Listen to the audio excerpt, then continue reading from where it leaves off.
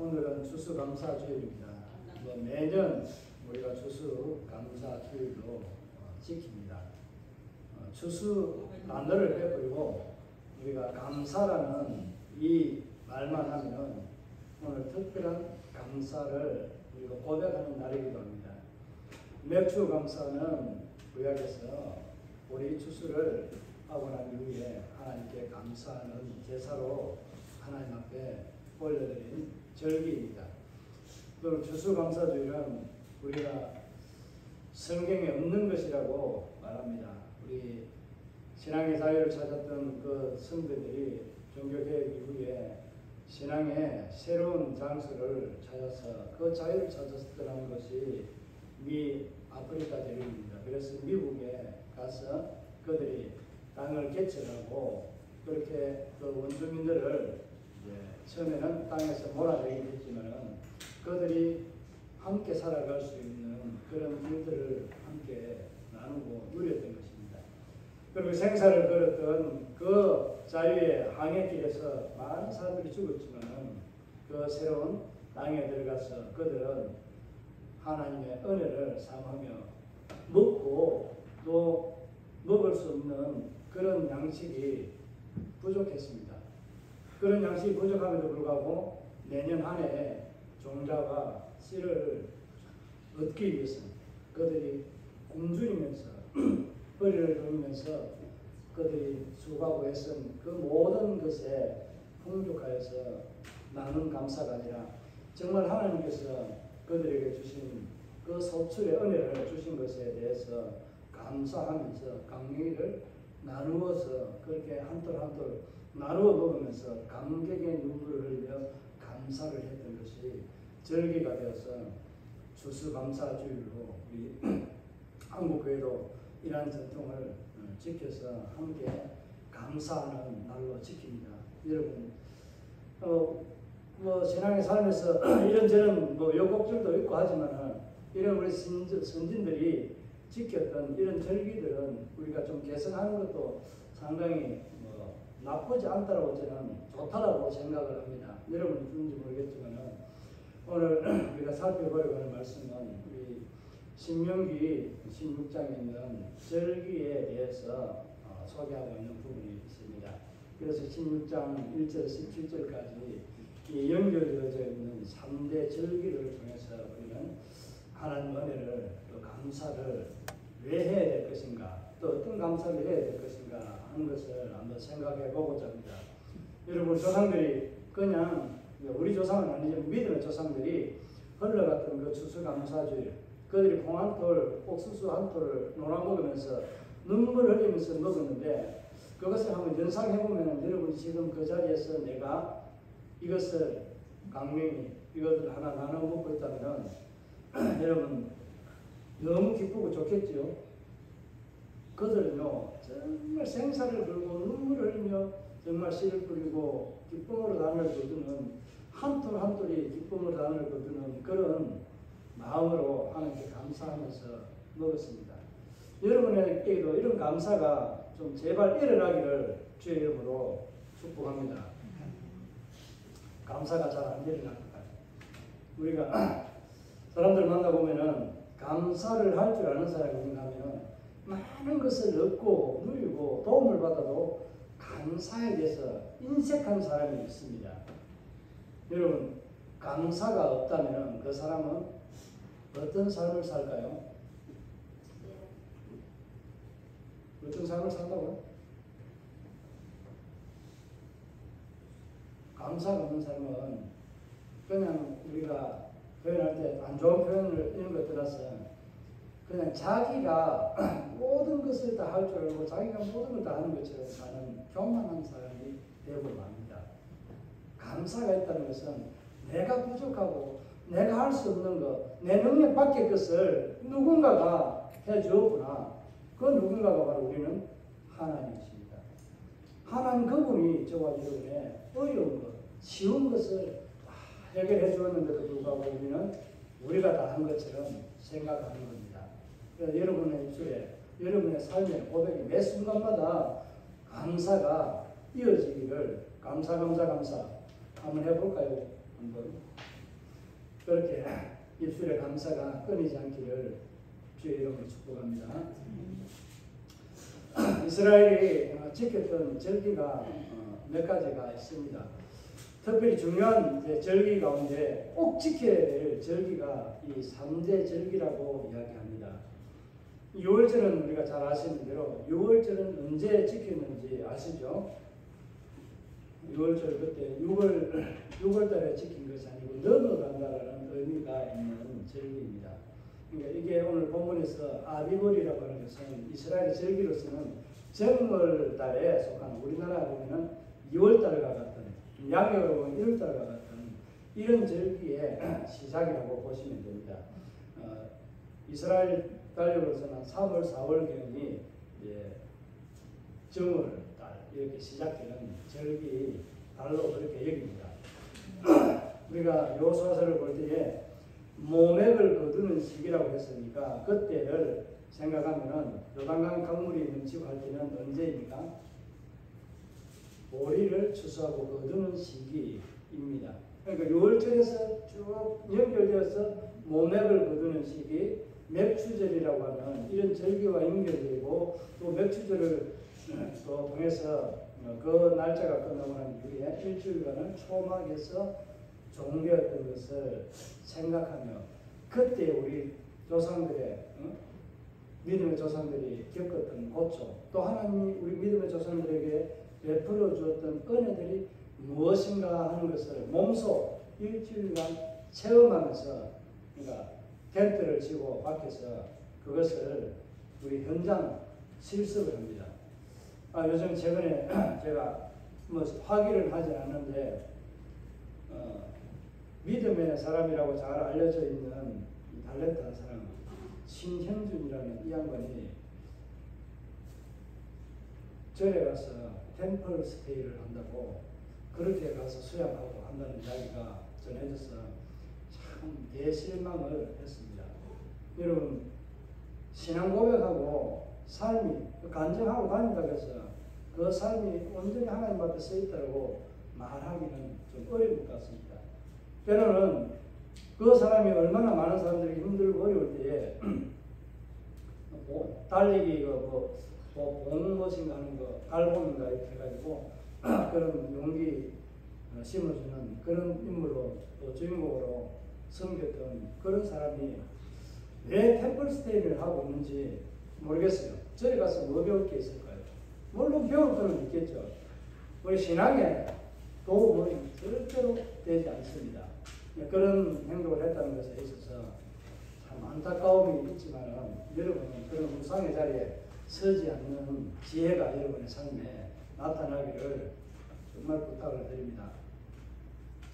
6월절 절기는 이스라엘이 종살이했던 아브라함의 그 약속을 이루는 과정에서 마지막 하나님의 이제 그 약속을 이루시는 마지막 과정에서 있었던 절기입니다.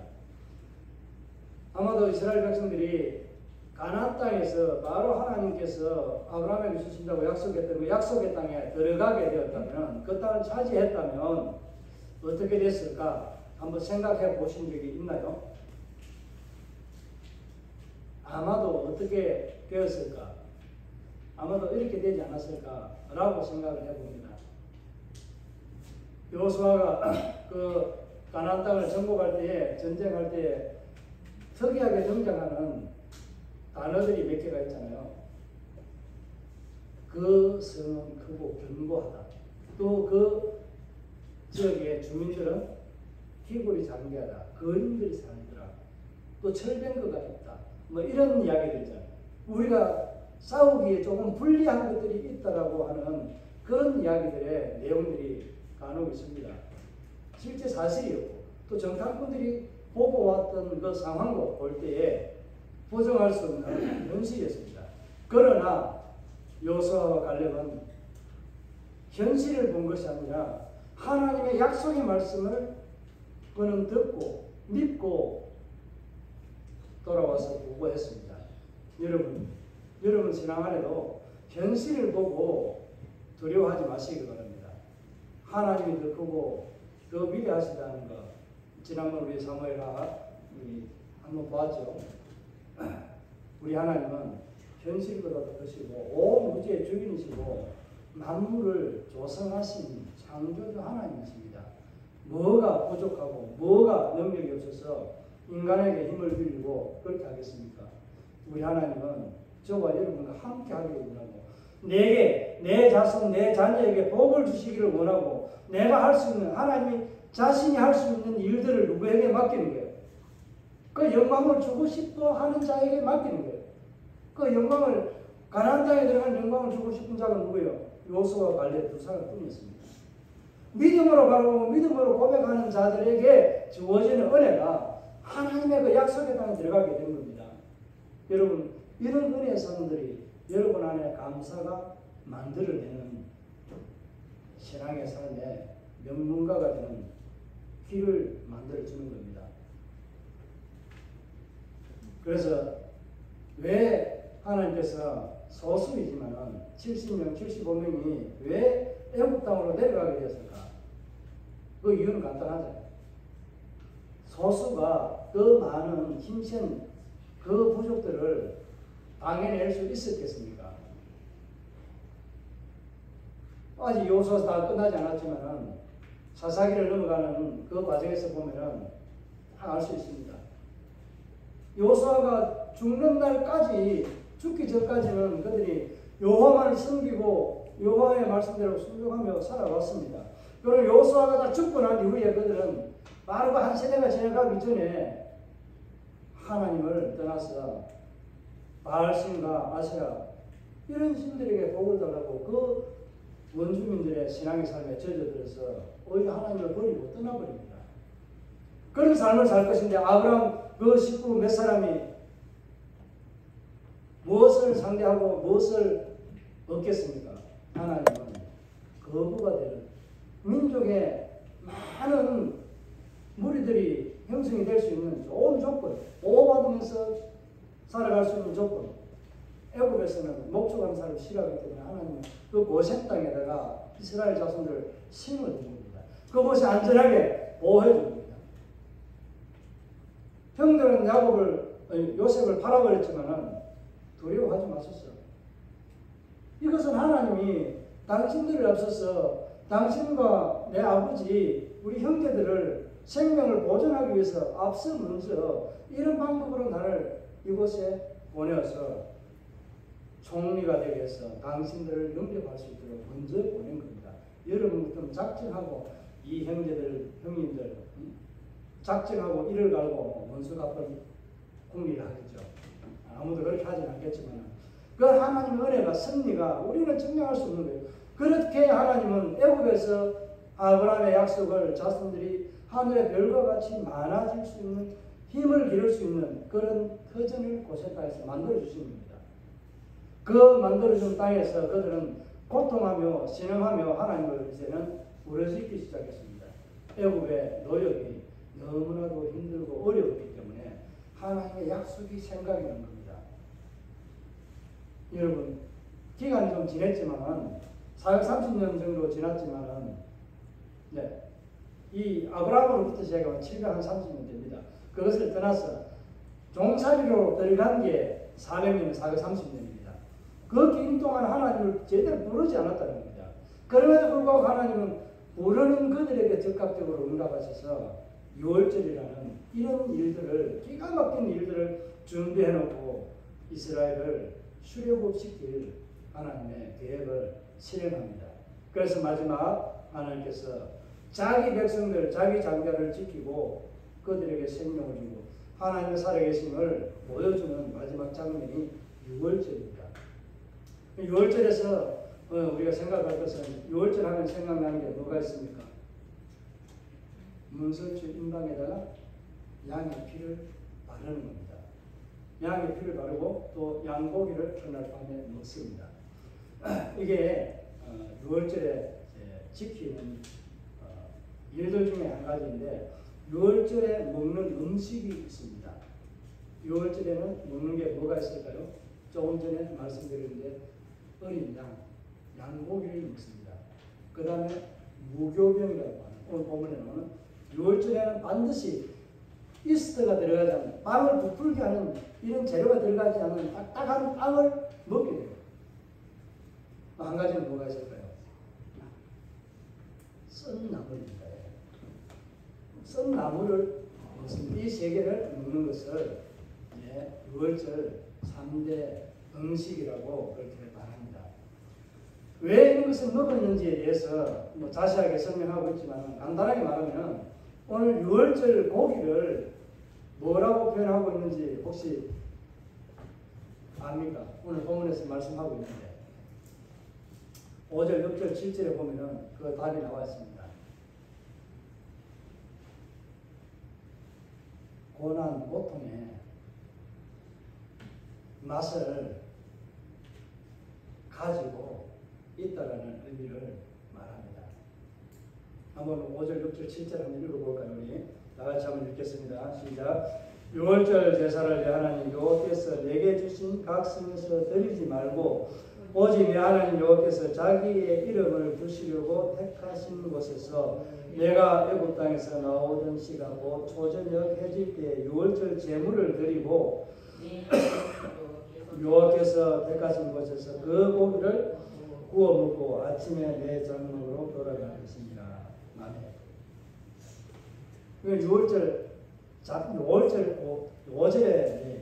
유월절을 지키기 위해서 그 밤에 했던 일들 가운데 한 가지가 양을 잡고 피는 문설주와 임방이 부렸지만 그 고기는 잡아서 뭐 한 거요?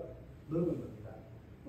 오늘 그 말씀을 7절에 그 고기라고 하는 것을 말하는 게 유월절 어린 양입니다. 유월절에 먹는 고기, 우리 지금 현재 우리 시대에 예수님이 오신 당시에 2000년 전으로부터 지금까지를 비유를 한다면 유월절에 먹는 그 고기 이게 무엇일까요? 무슨 의미가 있을까요? 바로 예수 그리스도 어린 양입니다. 어린 양의 고기를 먹는 겁니다. 그게 우리에게는 무엇을 의미하나요? 성찬식입니다.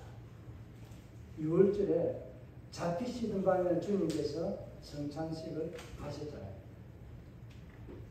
이 유월절 어린 생명의 고기를 우리는 먹고 마시면서 새 생명을 얻은 것에 감사하며 살아가야 됩니다.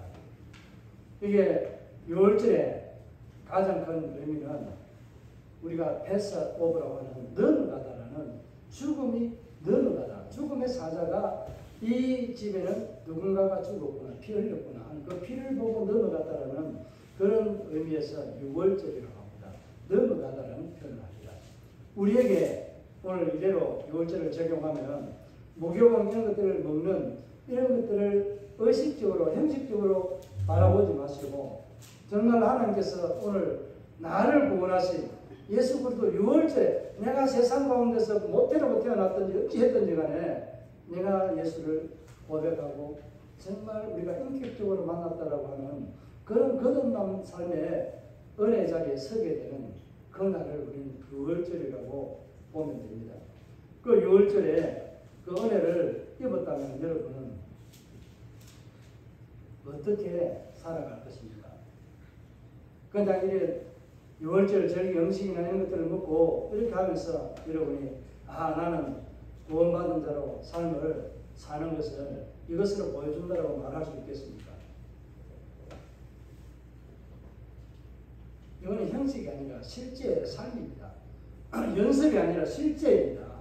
실제인데 여러분 이 유월절의 어린 양을 먹고 즐거워하는 삶이 여러분 안에 고백이 되어지는가? 지금까지 그런 것들이 얼마만큼 있었는지 한번 돌아보시기 바랍니다. 오늘 이 말씀을 다 살펴보기는 어렵지만 중요한 의미는 유월절의 의미는 내가 세상에서 어떻게 살아왔든지 간에 예수를 만난 이 기쁨, 세상과 마귀의 자녀에서 벗어나 하나님의 자녀로 돌아서는 이 날을 나는 기억하면서 살아가고 있는가 하는 것입니다. 유월절의 의미는 기억하는 겁니다. 무엇을? 애국의 종살이였던 것. 다르게 말하면 뭡니까? 내가 세상의 마귀의 자녀에게 잡혀있던 그 날들의 삶들에 대한 것들을 기억하는, 그때 내가 어떻게 살았는가, 그 비참함에 살았던 그 삶들을 돌아보면서 6월절 어린 양을 먹어야 됩니다. 그 피를 문설주 임박에다가 발라야 됩니다. 이게 바로 성찬입니다. 성찬의 의미가 우리를 내가 예수님의 살과 피를 먹고 마시면서 내가 죽어야 될 자리에 누가 죽었는가? 예수 그리스도가 죽고, 또 내가 살지 못할 그 죽음의 자리에 있던 나를 예수님께서 부활하심으로 내게 당신의 영광을 내게 접붙여 준 거다. 여러분 접붙인 거 아시죠? 일반적으로는 돌감나무에 단감이나 이런 것을 접붙입니다. 그죠? 안 좋은 것에 복숭아도 개복숭이라고 하는 이런 그냥 별의 흔한 복숭에다가 이 복숭아를 이제 좋은 종자에 이 접을 붙입니다. 그런데 로마서에 보면은 다르게 표현해요. 일반적으로 상식적으로 농사법에서 하는 말을 안 합니다. 돌감람나무가 원 참감람나무에 접붙임을 받았다고 그렇게 표현합니다. 처음 듣는 건 아니죠. 예수 그리스도 본 뿌리에게 우리는 접붙임을 받은 존재라는 것을 말씀하는 겁니다. 우리는 본바탕으로 누구의 것이요? 하나님의 것이라는 의미도 담겨 있습니다. 여러분 6월절의 의미가 여러분 세상에서 단절되고 하나님의 자녀로 들어오게 된 선한 그날들을 여러분 세상에서 지나온 날들 한번 기억해 보시기 바랍니다. 그러면은 여러분 안에 어떤 감사가 일어날지 저도 모릅니다.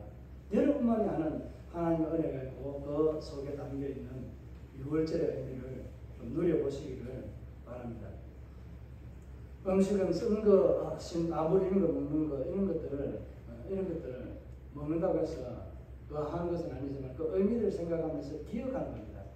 우리 조상들 내가 세상에서 이렇게 있었던 것을 기억하는 것이고, 또 하나는 이제 절기가 6월절에서 바로 이어지는 절기가 보리를 이제 이 추수를 낯을 갖다 댄 그날로부터 7일씩 7번을 계수합니다.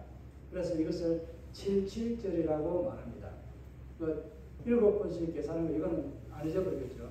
7주를 7번씩 계산하면 뭐예요? 석 달 한 열흘 정도 되잖아요. 석 달 보름 정도 가는 날들입니다. 여기에 하나를 더 플러스하면 며칠일까요? 49일인데 50일째 되는 날이 성령 강림주일입니다. 그러니까 하나님께서 우리에게 연결해주는 의미들이 있는 것을 보잖아요. 출애굽에서 바로 우리를 먹이고 입히시고 하는 그 자리에서 그것으로 끝난 것이 아니라 보호하고 인도해줄 하나님의 예비된 날들이 있다는 것을 말씀해주고 있습니다. 그 17절은 이것도 그 날들을 기억하라고 하는 말씀을 하고 있습니다. 6월절도 기억해야 될 것이고 17절도 기억해야 될 것이고 초막절도 그러면 뭐 해야 될까요? 초막절은 기억이라는 것보다는 내가 그 날에 똑같이 사는 삶을 한번 경험하는 거잖아요. 그러니까 이거는 내가 실제로 하나님 앞에서 이런 삶을 내가 한번 경험하겠다. 하나님 말씀을 따라 살아왔던 우리 조상들이 겪었던 아픔과 고통을 기억하기보다는 내가 한번 경험한다 하는 이런 의미로 우리가 이 초막절을 7일 동안 지킵니다. 이 의미들을 생각하면서 여러분 77절을 지나오면서 하나님께서 추수하게 하는 그 날들의 이 삶들을 보면서 하나님 앞에 감사하는 삶들이 얼마만큼 있을까요? 이 추수는 하나님께서 마지막에 우리를 예수 그리스도 중에서 재림의 때에 보여줄 한 사건으로도 볼 수 있습니다. 이미 예수 그리스도가 낙찰되는 그 시간은 마지막 주수 2000년 전에 오신 그 예수님이 낙찰된 주수의 시작입니다. 마지막 이제 성령 강림이라고 할 수 있는 77절 마지막 날 50일째 되는 이 날이 이제 재림이라고도 그렇게 볼 수 있습니다. 억지 해석 같지만은 이와 같은 의미들을 마지막에 거둬들이는 이것들을 계속해서 반복해서 하는 말들이 있습니다. 그래서 이것을 이렇게 적용해도 무방하다라고 제가 말씀을 드리는 겁니다. 마지막 소막절의 의미는 경험하는 것이라고 했습니다. 여러분의 신앙의 삶에 여러분의 선교의 삶들이 끌어왔던 신앙의 삶의 자리에서 그런 신앙의 삶을 섬김의 자리에 섰던 그런 섬김의 자리에 있었던 그분의 신앙 열조를 내가 본받아서 그분이 섬기는 것처럼 그렇게 한번 살아봅니까? 살아보았습니까? 우리 교회의 성도들이 하나님 앞에서 은혜를 믿고 살아왔던 정말 믿음이 좋은 분들을 저는 잘 모릅니다. 그리고 그런 분의 사람들을 내가 일주일에 하루라도 경험하면서 나도 똑같이 그와 같이 섬겨보고 경험해봐야 되겠다. 다르게 말하면 예수 그리스도 십자가에 못 박힌 거 내가 한번 십자가에 실질적으로 못 박혀봐야 되겠다 하고 경험 한 일주일 동안 못 박아볼래 한번. 여러분은 십자가를 그렇게 못 박는 건 아니잖아요. 갈라디아서에서 뭐라고 합니까? 내가 아직도 죄인되어 있을 때 주님께서 십자가에 못 박힘으로 나도 그곳에 내 정력도 모든 내 죄악도 다 그곳에 예수님과 함께 못 박혔다라고 그렇게 말합니다. 예수 그리스도 십자가에 그 골고다 언덕에 못 박힌 그 사건이 나를 못 박은 것이라고 그렇게 말합니다. 여러분 한번 십자가에 못 박히는 것은 수련회 있는 거 할 때 잘 안 합니다. 그런데 죽음에 대해서는 경험하고 죽음이 어떤 것인지 준비하도록 하는 것에 대해서는 많이 경험하게 합니다. 초막절의 의미가 이런 의미가 있다는 것을 조상들이 믿음으로 경험했던 어려운 시기에 그들이 하나님 앞에 무엇을 먹고 어떻게 지내왔는지 그 삶들을 경험하는 것, 이거 우리 시대에 좀 도전하면 안 좋을까 생각해 봅니다. 여러분 가정에 부모님이든지 누구든지 간에 믿음의 좋은 삶을 본보기로 살았던 그런 삶이 있다면 그분의 삶을 하루라도 한번 닮아보고 경험해보려고 하는 시도가 있기를 부탁드립니다. 하기 싫은 거고요. 이렇게 말씀을 드리는 이유가 있습니다. 6월절이든지 오늘 77절 초막절을 말하면서 계속해서 끊이지 않고 하는 말이 있습니다. 내가 내 이름을 두기 위해서 택하신 장소, 택하신 곳이라는 것을 계속해서 말씀합니다. 이게 5번, 6번 정도 말합니다. 그러니까 장소는 정확한 것을 말하기, 내 이름이라는 표현을 써서 말하는 것도 있지만 그렇지 않은 것까지도 합쳐서 한 6번 정도 말합니다. 한 2번 정도는 그냥 내가 택하신 곳이라고 하는 장소에 대한 개념을 말합니다. 6월절도 장소가 있고요. 소막절도 장소가 있습니다. 또 77절도 장소가 있습니다. 이 장소는 무엇을 의미한다고 생각합니까, 여러분? 내 이름을 두신다는 것, 내 이름을 두려고 정한 택한 장소, 지정된 장소에서 하라고 합니다. 너희들은 이 절기를 지키고 할 때마다 이스라엘 백성은 1년 3차 반드시 하나님 앞에 나타나야 되는데 너희들 성읍에서 있는 그 성읍에서 하지 말고 내가 내 이름을 두려고 택한 이 지정된 장소에 와서 이 절기들을 지키라고 그렇게 말씀합니다.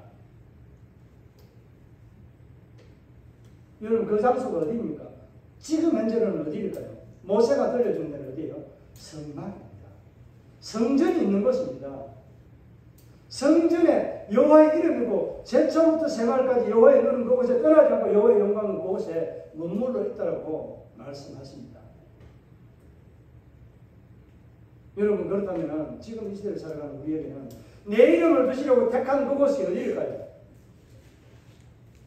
임마누엘 하나님, 내 안에, 내 삶에, 내 인생에 궁극적으로 주인으로 자정하신 예수 그리스도 성령이 내 안에 들어와 계십니다.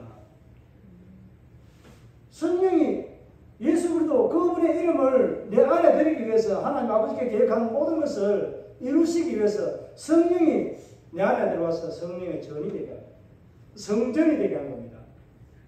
여러분 이런 은혜를 누리고 살아가는 신약의 백성들이 얼마나 복되고 아름다운지 여러분 감사해야 됩니다.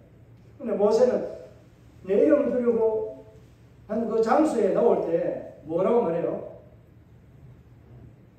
출애굽기도 1차장에서도 보면 그렇게 말합니다. 19장에서도 계속해서 하는 말씀은 예배 언약 갱신이라고 말씀드리는데 이것을 말할 때 항상 빈손 들고 나오지 말라고 말합니다. 빈손 들고 내 앞에 요 앞에 나오지 말지니라고 그렇게 말합니다. 그렇게 말하면서 빈손 들고 나오지 말고 어떻게 하라고 말씀하고 있어요? 계속해서 하는 말들이 따라오는 말들이 있습니다. 뭐가 있는지 혹시 아세요? 내가 하나님께 받은 복대로 그 복을 생각하고 그것에 감사하며 내가 받은 복에 대해서 뭐하라고요? 힘써 하라고 말합니다. 그냥 대충 있는 거 그냥 가지고 노는 것이 아니라 내 창고에 있는 쌀, 서말이 있는데 그 한 말 그냥 있으니까 한 대 가져오는, 한 말 가져오면 더 좋지만 한 대 그냥 가져오는 그런 습관적으로 있는 거 가져오는 이런 말고요. 이 절기가 하나님 앞에 단 한 번뿐인 절기 가운데 하나님 앞에 나올 때 어떻게 섬겨야 될 것인가 하는 것을 말씀해 주고 있습니다. 여러분 딱 적용을 그냥 이렇게 하면 됩니다. 성전에 가던 그 발걸음을 성전이 내 안에 있습니다. 내 안에 있는 성전 하나님께 먹인다는 생각을 딱 접어두고요. 내가 먹는 음식 내 마음대로 먹을 수 있는 그런 권한이 있습니다. 여러분 앞에 눈앞에 보이는 이 과일들 좋은 거 먹고 싶어요? 안 좋은 거 먹고 싶어요? 그러면 하나님께 드리는 거는 좋은 거 드리고 싶어요? 안 좋은 거 드리고 싶어요? 아멘. 복 받을지어다. 이게 오늘 3대 절기가 주는 은혜입니다. 하나님 내게 주신 복목과 은혜들을 내가 어떻게 보답하고 갚을 것인가 할 때에 그냥 대충 하는 것이 아니라 힘써 내가 가지고 최고의 좋은 것을 드리는 그런 마음으로 하나님 앞에 양손을 무겁게 놓으라고 하는 겁니다. 빈손 들고 나오지 말고요. 전부에 의지없어서 빈손 들고 옵니다. 이렇게 하지 말고요. 무슨 의미인지 아시겠죠? 오늘 이 말씀, 이 3대 절기가 우리에게 주는 의미는 기억하라는 것이 첫 번째 은혜이고요. 두 번째는 하나님께서 지정한 장소가 있다는 것.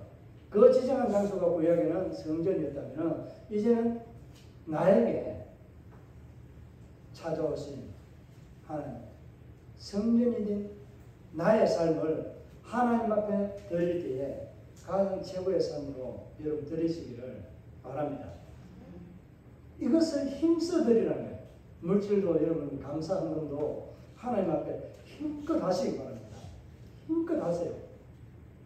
이렇게 목사가 또 이렇게 이거 말하기 참 어려운 일인데 힘껏 하라고 하면은 저도 목사도 돈 밝히는구나 이렇게 이야기하는데 저도 좀 더 많이 하고 싶은 하나님의 은혜가 제 마음에 있습니다. 그런데 상황이 그렇지 못하니까 못하는 경우도 덜 있지만 그래도 제가 할 수 있는 한은 좀 더 하려고 저는 항상 그렇게 마음을 가지고 있습니다. 여러분도 하나님 앞에 드릴 때 인색함이나 억지로 하지 마시기 바랍니다. 내 삶을 드려도 내게 주신 하나님의 모든 복을 따라서 하나님 주신 거예요. 이 모든 것에 대해서 하나님께 드리는데 아깝거나 이런 것들이 생겨나면 될까요? 안 되잖아요. 오늘 이 3대 절기가 꼭 기억하라는 거 여러분 명심하시기 바랍니다. 예배는 지정된 장소, 우리가 하나님 앞에 우리의 서로의 약속이 되는 우리 멀떨교회 이 장소에 와서 예배를 드리는 것이 마땅한 것이고 이 장소에 예배 드릴 때 그냥 놓는 것이 아니라 어떻게 놓는다고요? 하나님께서 내게 주신 일주일 동안 한 달 동안에 주신 모든 은혜의 복들을 내가 헤아려서 그 은혜에 힘껏 내가 할 수 있는 하나님께서 주신 것 최고의 것을 하나님 앞에 드리는 그 삶의 은혜가 여러분 안에 더 풍성해지기를 축복합니다. 절개내는 자가 하나님 앞에서 큰 복을 받고 은혜를 받는다고 합니다. 이런 거 설명드리려고 하면 좀 많은 시간이 소요되지만 여러분 이미 복이라는 것에 대해서 예수 그리스도 그분이 복입니다. 더 이상 더 큰 복은 없습니다. 우리가 물질도 복으로 여기서 말을 하니까 큰 복 이렇게 말하는데 여러분 물질의 은혜는요 하나님을 섬기는 따라서 그 물질은 따라옵니다. 때가 되면 반드시 하나님은 거두가시기도 하지만 어렵게도 하고 부유하기도 하고 그렇게 만들면서 하나님 그 물질을 네가 어떻게 정말 나의 영광을 이름을 위해서 내가 너에게 준 그 복을 어떻게 힘껏 사용하고 쓰느냐는 겁니다. 여러분 은행에 저금 자꾸 한다고 해서 돈이 모이고 재물이 쌓이는 건 아닙니다. 여러분의 인생의 시간을 노는데 쓴다고 해서 여러분 건강해지는 건 아니에요. 여러분이 아무리 헬스하고 건강을 지킨다고 하나님은 그 영혼을 데려가거나 발휘해버리면 여러분 그 건강 아무리 헬스해서 지키려고 해도 얻지 못합니다. 여러분의 영광을 위해서 하나님께서 자기의 이름을 두시려고 작정한 그 장소 바로 여러분이라는 사실을 기억하면서 나는 하나님의 복을 받는 창고 저장소이자 또 뭐가 되는 거예요? 하나님의 복을 저장소도 되지만은 뭐 하는 거예요? 활동가도 되는 거예요. 여러분이 통로가 된다는 말을 하잖아요. 여러분은 하나님의 은혜에 감사하는 통로가 되는 그런 복의 원줄기가 통로가 되기를 주의 이름으로 축복합니다. 말씀을 생각하면서 우리 함께 절기가 주는 은혜에 대해서 한번 결단하는 시간 가지도록 하겠습니다.